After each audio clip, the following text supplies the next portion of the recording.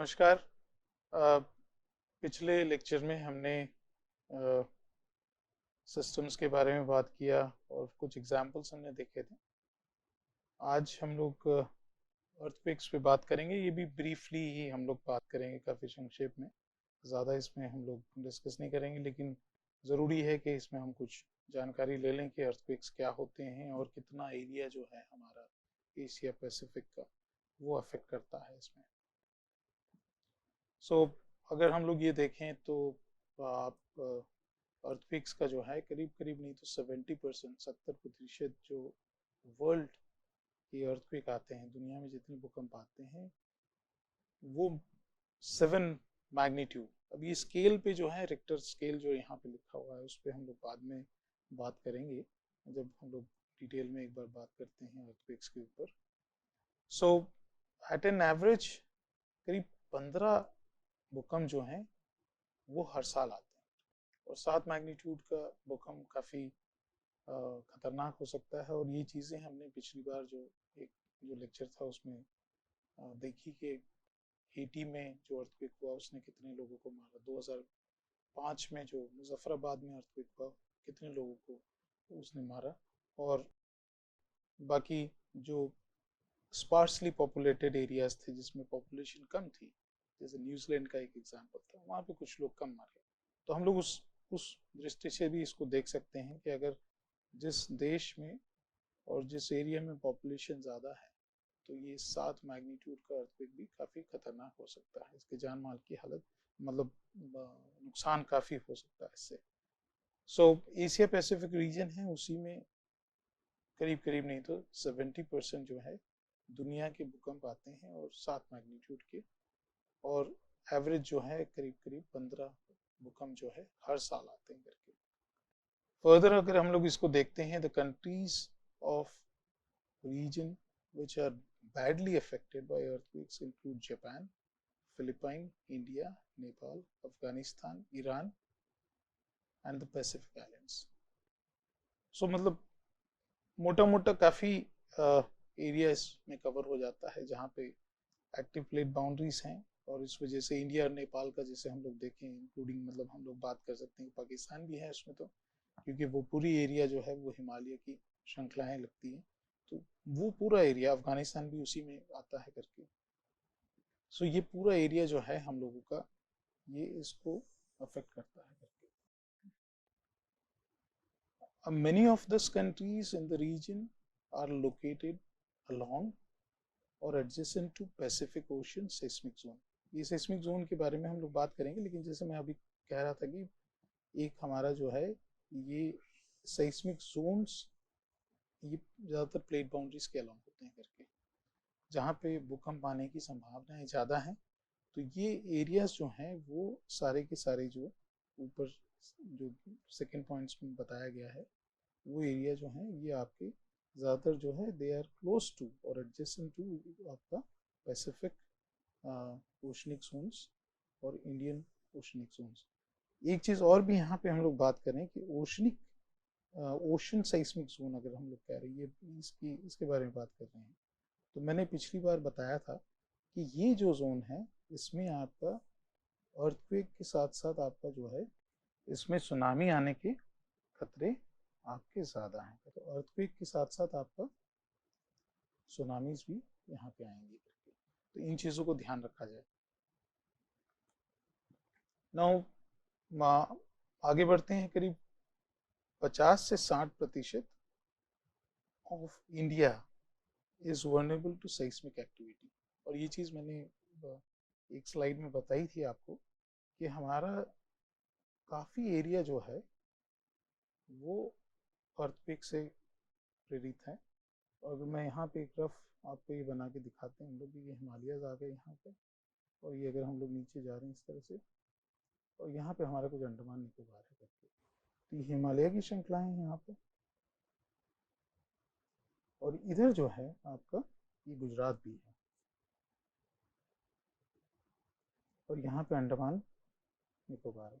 काफ़ी एरिया जो है हमारा ये सेस्मिक एक्टिविटी की चपेट में है करके। तो जैसे ये मैंने बताया, यहाँ पे भी लिखा है कि जैसे हिमालयन रीजन एक तो हो गया, दूसरा और एक है कि यहाँ पे बड़े भूकंप आने की संभावना है। हालांकि गुजरात में भी है, जो कि एविडेंस हैं और सिग्नेचर्स हैं हमारे पास, कि यहाँ पे करीब करीब हिस्टोरिकल टाइम में, मतलब तब ये जो है यहाँ पे करीब 7.8 मैग्नीट्यूड के अर्थक्वेक्स आ रखे हैं यहाँ पे।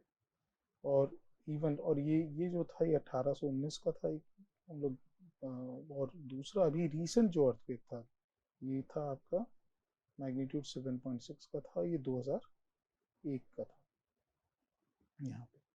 तो काफ़ी एरियाज जो हैं जो कि हमारे ये जो है साइस्मिक एक्टिविटी से मतलब प्रेरित होते हैं करके यहाँ पे।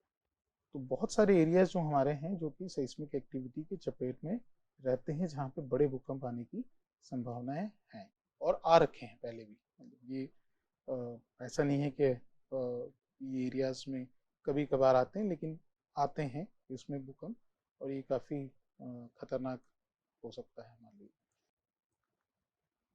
नाउ दूसरा एरिया जो हम लोग, तीन एरियाज की मैंने बात की, तो हिमालय हो गया आपका, अंडमान निकोबार हो गया और गुजरात हो गया। लेकिन इसके अलावा जो हम लोग सेंट्रल इंडियन प्लेट की बात करें, जहाँ पे हमारा महाराष्ट्र है, वहाँ पे भी भूकंप आया है।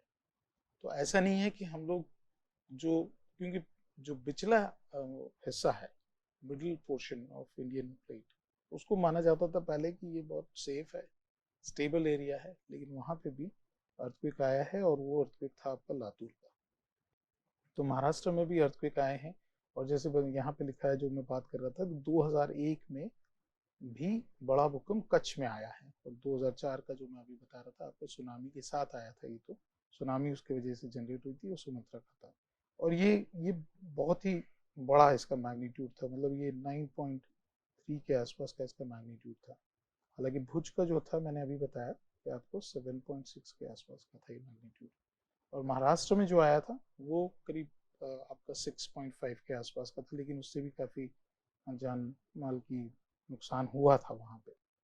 अब एक चीज़ और समझ लेते हैं कि आगे बढ़ने से पहले हम लोग, कि इसमें जो एनर्जी रिलीज होती है वो क्या रहती है। तो अगर मैग्नीट्यूड की बात करें हम लोग, तो मैग्नीट्यूड का अगर आप देखेंगे तो सबसे बड़ा भूकंप अभी तक का जो इस धरती पे मेजर किया गया है, नापा गया है, वो आपका है 1960 का जो है, वो चिलियन अर्थक्वेक है।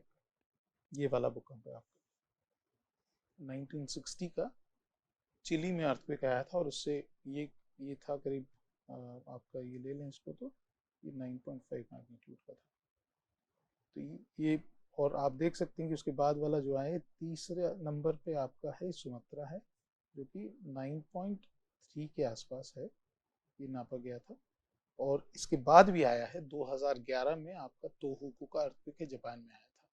तो ये जो मैग्नीट्यूड हैं आपके, जो कि ग्रेटर देन, आप कह सकते हैं कि 8.5 से लेके आपका करीब, आप कह सकते हो 9.5 तक मैक्सिमम ये नापा गया है। इससे बड़े जो भी भूकंप हैं वो काफ़ी खतरनाक हो सकते हैं, क्योंकि मैं कह रहा हूँ कि इसमें अगर अगर और भी देखें अगर कि हम लोग, कि 2001 का जो भूकंप है, जो कि इसमें लिस्टेड है नहीं यहाँ पे, लेकिन 2001 का जो हमारा आया था, ये भुज का अर्थक्वेक था, जो पिछली स्लाइड में हमने देखा।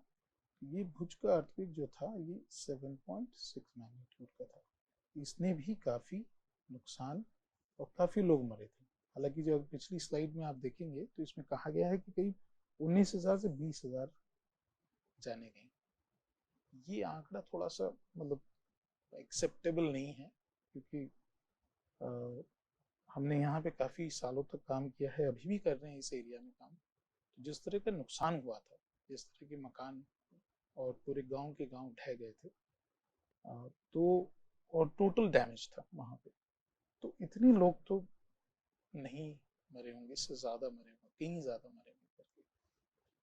लेकिन बात करते हैं कि अगर 7.6 मैग्नीट्यूड का अर्थक्वेक है और 8.5 मैग्नीट्यूड का अर्थक्वेक है, तो इसमें बहुत ज़्यादा अंतर है, और ये अंतर आप देख सकते हैं कि based on the energy release.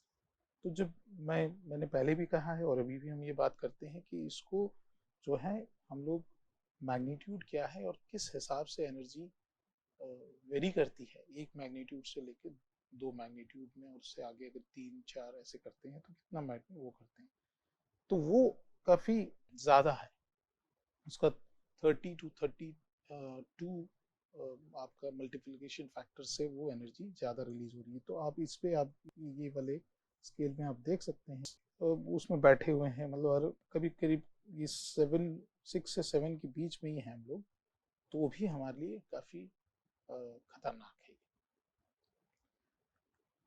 अब भूकंप जो आते हैं वो कैसे होते हैं, ये हम लोग जो मैंने बात किया था कि हम लोग पहले इसमें आने वाले लेक्चर्स में जो है हम लोग एक तो इसमें प्लेट बाउंड्रीज के बारे में बात करेंगे करके, फिर दूसरा जो है मैग्नीट्यूड के बारे में बात करेंगे, फिर तीसरा जो है कि इसकी लोकेशंस क्या क्या हैं, और फाइनली हम लोग प्लेट बाउंड्री और जो कि हम लोग इसको कहते हैं प्लेट टेक्टोनिक्स,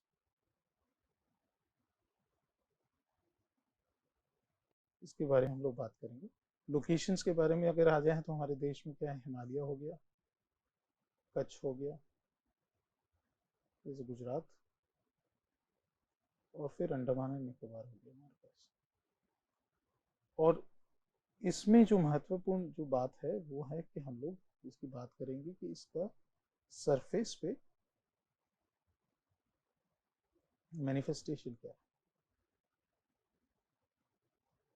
मतलब इसके सरफेस पे अवशेष क्या है उस पर बात करेंगे, और सरफेस पे जो भी एक्सप्रेशन आता है उसको हम लोग कहते हैं फॉल्ट। तो ये बात हम लोग आगे भी करेंगे, ये अभी एक इंट्रोडक्टरी है आपके पास। तो जब भी भूकंप आता है, ये हिस्सा जो है इसका फॉल्ट का जो है, फॉल्ट प्लेन कहते हैं इसको, ये खिसकता है और ये मूव करता है, और इसकी वजह से आपका सेismic शेकिंग हम लोग कहते हैं, कंपन जो है, तो धरती कंप हम लोग कहते हैं, तो धरती का कंपन हो रहा है करके, तो जो शेकिंग हो रहा है और जो वाइब्रेशंस आएंगे, एक सरल भाषा में अगर कहें तो वो वाइब्रेशंस हमें नुकसान पहुंचाते हैं। तो मान लीजिए कि यहाँ पे आपकी बिल्डिंग बैठी हुई है कुछ भी करके, ये बिल्डिंग भी आपकी ये अफेक्ट करेगी इसको करके। तो ये सारी चीज़ें जो हैं हम लोग जानेंगे, और फॉल्ट के बारे में हम लोग बाद में डिटेल में बात करेंगे। लेकिन फॉल्ट जो है वो सरफेस एक्सप्रेशन है जो कि डिस्प्लेसमेंट का ये है। नाउ कैरेक्टरिस्टिक्स ऑफ अर्थक्वेक, जैसे ये बात की है हमने यहाँ पे, तो जो मैं बता रहा था आपको कि मैग्नीट्यूड जो वेरी करता है, अब रिक्टर मैग्नीट्यूड क्या है, मोमेंट मैग्नीट्यूड भी एक वर्ड है, उसके बारे में हम लोग बात करेंगे, लेकिन Richter magnitude usually local magnitude कहा जाता है, और उसको दर्शाया जाता है इससे ml से। तो यहाँ पे ये चार्ट कंपैरिजन ये बता रहा है आपका कि मैक्सिमम ग्राउंड एक्सेलरेशन कितना होगा और maximum velocity back and fourth क्या होगी, क्योंकि इसमें एक और चीज़ भी हम लोग जब समझेंगे, जब साइस्मिक वेव्स के बारे में बात करेंगे, तो हम करेंगे कितनी तरह की साइस्मिक वेव्स होती हैं, और ये साइस्मिक वेव्स हैं ये किस तरह से ट्रैवल करती हैं, क्या स्पीड होती है इनकी, और जैसे कि वेलोसिटी, और ये कितनी डेप्थ से आपके कितनी डेप्थ में भूकंप हुआ होगा, जैसे पिछली वाली स्लाइड में हम लोग देख रहे थे कि ये एक डेप्थ है सरफेस से, तो ये सरफेस से डेप्थ कितनी है ये भी महत्वपूर्ण है हमारे लिए, तो इस बारे में भी बात करेंगे। लेकिन अगर हम आते हैं यहाँ पे, तो ये पूरा कंपैरिजन एक दिया है कि कितना एरिया डिस्प्लेस होगा, सरफेस रप्चर जो होगा वो कितना होगा, कितना हिस्सा धरती का ऊपर वाली सतह में इसको डिस्टर्ब किया जाएगा। तो आप देख सकते हैं कि अगर मान लो कि हम लोग ये 9 मैग्नीट्यूड का अर्थक्वेक लेते हैं, तो कितना करीब करीब नहीं तो 1200 किलोमीटर का, किलोमीटर में है, तो हिस्सा जो है धरती की सतह जो है वो टूटेगी इसमें। तो ये क्योंकि अगर नीचे से मूव हो रहा है तो ऊपर भी आपका ये आएगा, तो काफी बड़ा एरिया इसमें कवर होता है। तो ये अभी अब सवाल ये है कि 9.5 मैग्नीट्यूड का जो हमारा अर्थक्वेक था चिली का, इसमें जो है करीब करीब नहीं तो आपका 1200 किलोमीटर के आसपास का रप्चर हुआ था, लेकिन 9.3 मैग्नीट्यूड का आपका ये अर्थक्वेक था अंडमान एंड निकोबार का, इसमें जो है हमारा जो एरिया रप्चर हुआ था वो करीब करीब 1300 किलोमीटर था। तो जब अंडमान पे हम लोग बात करेंगे डिटेल में तो हम लोग इसके बारे में भी देखेंगे। सो ये एक चार्ट है जो कि आप लोग इसको देख के समझ सकते हैं कि इसमें क्या इम्पोर्टेंट है और क्या महत्वपूर्ण बातें की गई है in terms of the acceleration. आपका है ग्राउंड एक्सेलरेशन हो गया, आपका मैक्सिमम कितना रहेगा और कितना समय शेकिंग का रहेगा, वो भी एक टाइम दिया गया जो कि सेकंड्स में दिया है यहाँ पे। तो ये कंपन कितनी देर तक रहेगी ये भी दिया है। जैसे कि आपका अगर 6 मैग्नीट्यूड का है तो 10 से 15 सेकंड रहेगा वो, तो 10 से 15 सेकंड में भी काफ़ी तहस नहस हो सकता है। 7 मैग्नीट्यूड का तो 20 से 30 सेकंड है, और आपका 9 मैग्नीट्यूड का अगर है तो ग्रेटर देन 80 सेकंड, 80 सेकंड से ज़्यादा होगा। तो हालांकि ये लगता है अरे ये तो एक सवा मिनट का ही है, लेकिन आप सवा मिनट में काफ़ी कुछ खेल हो सकता है करके इसमें। और डिस्प्लेसमेंट और रप्चर मतलब फ्रैक्चर सरफेस पे होना और कितना ऊपर नीचे होगा हिस्सा, वो भी यहाँ पे बताया गया है करके। और ये फॉल्ट पे होगा, मतलब डिस्प्लेसमेंट जो होगा ये फॉल्ट पे होगा करके आपका। अब आते हैं, एक अर्थक्वेक है 3 अगस्त 2014 का, और ये चाइना का था करके। इसका कुछ बात करें तो देखें ज़्यादातर ये हालत हो सकती है करके। और इसका मैग्नीट्यूड ज़्यादा नहीं था, ये मैग्नीट्यूड जो था आपका 6.1 ही था करके इसमें। काफ़ी नुकसान हुआ है। तो एक ये मतलब कह सकते हैं कि it is a sad event. अगर इस तरह के भूकंप होते हैं, कहीं पे भी होते हैं, किसी भी देश में होते हैं, तो ये काफ़ी दर्दनाक होते हैं करके। तो हम लोग को चांस मिला था कि हम लोग 2 अर्थक्वेक्स को कवर कर पाए थे। एक 2001 का था भुज, और उसके बाद 2015 का नेपाल का था, क्योंकि हम लोग नेपाल विजिट किए थे और देखा था कि कितना नुकसान हुआ है और कैसे सब चीज़ें हैं वहाँ पे।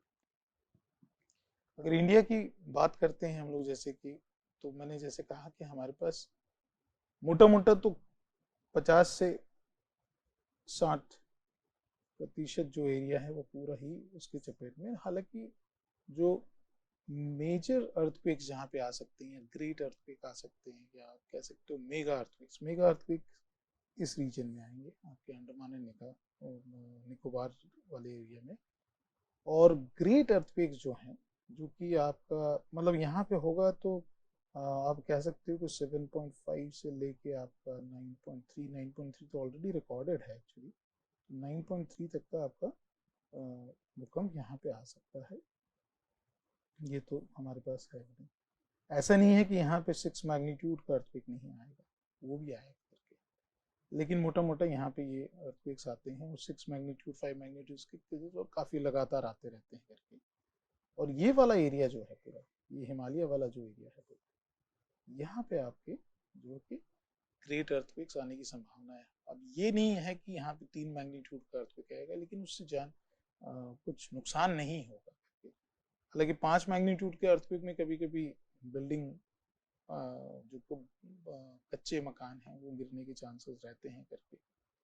लेकिन 6 मैग्नीट्यूड का आएगा तो काफ़ी नुकसान होगा। जैसे मैंने कहा था कि यहाँ पे गुजरात भी जो एरिया है, वो एरिया भी एक इसके चपेट में, और आपका जो ये महाराष्ट्र है यहाँ पे भी आपके भूकंप आए हैं। और लातूर का अर्थक्वेक था 1993 का, वो यहाँ पे आया था इस एरिया में। ना पैटर्न ऑफ डैमेज, जैसे मैंने कहा, जैसे एक जो चाइना का हम लोग अर्थक्वेक के बारे में बात करते थे, ये 2001 का है, 2001 के भूकंप का है। यहाँ पे इस तरह के कुछ हुआ तो मान लो कि आपने मकान इसके ऊपर बनाया हुआ है, तो क्या होगा। तो ऐसे एरियाज जो हैं और जगह जो हैं वो चिन्हित करना बहुत ज़रूरी है हमको। तो इवन इसमें प्रोसेस ये होता है, तो इसमें क्या है, एक तो आपका लैंड डिफॉर्मेशन होगा, दूसरा हम लोग कहते हैं ये टिपिकल इसको कहा जाता है लिक्विफेक्शन।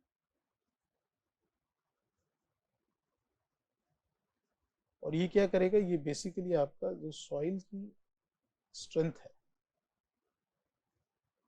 इसको हम लोग शेयर स्ट्रेंथ भी कहते हैं, ये रिड्यूस हो जाती है। उसकी वजह से ये पूरा आपका एक्टिविटी होगी और प्रोसेस होगा।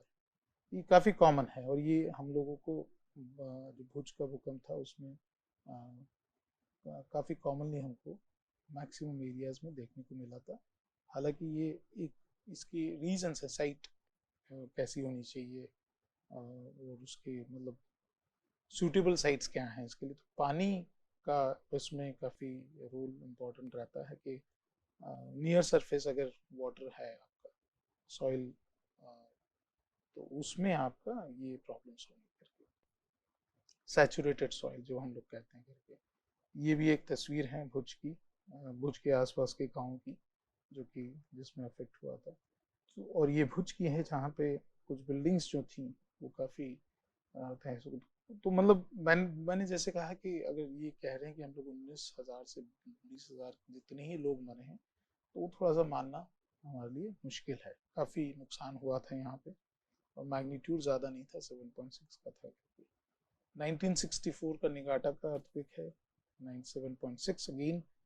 बिल्डिंग्स पूरी आपकी कितनी टिल्ट हो गई थी, गिर गई थी, और ये बेसिकली जो हुआ था वो इस प्रोसेस के वजह से हुआ था, लिक्विफैक्शन। लिक्विफैक्शन क्या है इसके बारे में हम जो जानेंगे, लेकिन इन शॉर्ट मैंने आपको बताया कि लिक्विफैक्शन जो है, अगर आपकी सैचुरेटेड सॉइल है तो उसको आप शेक करेंगे तो it will lose the shear strength, और उसकी वजह से जो भी ऊपर लोड है जैसे बिल्डिंग का है वो उसको झेल नहीं पाएगी और गिरेगी नीचे, और या तो धंस जाएगी अंदर। ये एग्जाम्पल है निगाटा के। तो निगाटा में ये इश्यू आए थे। ये है आपका ये न्यूजीलैंड का है आपका, और ये था आपका 2011 का अर्थक्वेक। मैग्नीट्यूड अगेन आप देख सकते हैं कि ज़्यादा नहीं था इसमें। तो ये इश्यूज लिक्विफैक्शन की वजह से आए थे करके। अब आते हैं लैंडस्लाइड्स के ऊपर। तो लैंडस्लाइड्स में क्या हम लोग देखते हैं, तो जैसे मैंने 2-3 बार कहा है अपने लेक्चर में भी कि लैंडस्लाइड हम लोग टर्म जो है वो बहुत लूजली यूज करते हैं। हालांकि वो लैंडस्लाइड नहीं, इससे बेटर ये हुआ कि हम लोग इसको मास फास्टिंग कहें करके। सो ये एक जो है ये आपका हम लोग जो टॉपिक है इसको मास फास्टिंग के उसमें जाएंगे। अब हम देखते हैं कि लैंडस्लाइड्स का क्या रीजंस हैं, और ब्रीफली, और कौन कौन से एरियाज हैं जिसमें ये अफेक्ट करता है करके। तो ये है कि landslides are very common in हिल।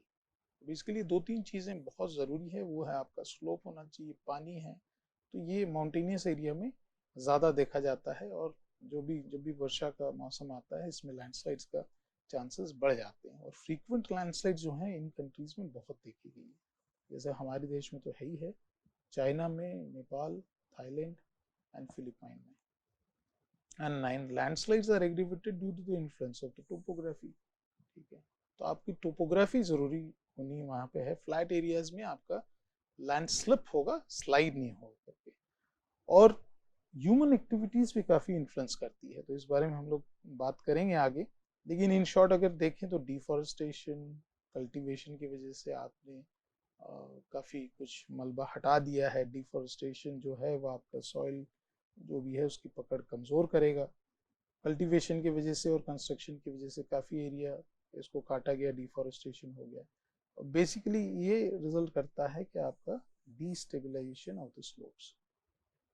तो ये काफ़ी कॉमन देखा गया है, और अमूमन ये जो है हिली टेरेन्स में ये हो रहा है, और हमारे देश में ये आजकल काफ़ी कॉमनली देखा गया है। Now as a result of combined action of natural, mostly क्या है आपका heavy rainfall and human induced factors, as many as 12,000 landslides, मतलब 12,000 से ज्यादा छोटी और बड़ी दोनों मिला के अगर ले लें वो नेपाल और इंडिया में होती हैं लैंडस्लाइड्स हर साल। तो ये एक है। और landslides in Himalayas are also caused along the active faults. तो ये वाला पार्ट जो है ये हम लोग क्योंकि पूरा हिमालय जो है ये आपका दबाव में है पूरा, तो इसमें जो भी मूवमेंट्स होते हैं वीक जोन्स के अलावा, तो ये वीक जोन्स भी लैंडस्लाइड्स को ट्रिगर करते हैं। तो ये लैंडस्लाइड सिर्फ स्लोप की वजह से ही नहीं, लेकिन हिली एरियाज में जहाँ पे भी इस तरह के वीक जोन्स हैं जिसको हम लोग एक्टिव फॉल्ट कहते हैं, जहाँ पे भूकंप आने की संभावना है, वहाँ पे आपका ये जो है ये लैंडस्लाइड्स होती है यहाँ पे। तो ये कुछ एरियाज हैं। अदर देन हिमालयस आप ले लें तो कोंकण एरिया जो है ऐसा, वो भी एक प्रोन एरिया है लैंडस्लाइड्स का, और काफी न्यूज में आता रहता है, अगर वर्षा ज्यादा होगी तो यहाँ पे होगा। तो ये मटेरियल पे भी डिपेंड करता है। तो एक चीज जो हम लोग बात कर रहे थे कि हमको टोपोग्राफी चाहिए, और दूसरा जो है आपका रेनफॉल, और तीसरा जो है मटेरियल, मतलब रॉक और आपका सॉइल किस टाइप का है वहाँ पे, ये भी डिपेंड करेगा। इसकी वजह से भी आपकी लैंडस्लाइड्स होंगी करके। और ये वाला जो हिस्सा है आपका अरुणाचल, और ये वाला पूरा ये हिस्सा भी इसकी चपेट में रहता ही है करके। हालांकि यहाँ पे नेपाल में नहीं दिखाया गया, लेकिन नेपाल भी अगर देखें तो नेपाल में भी ये लैंडस्लाइड्स होंगी आपको।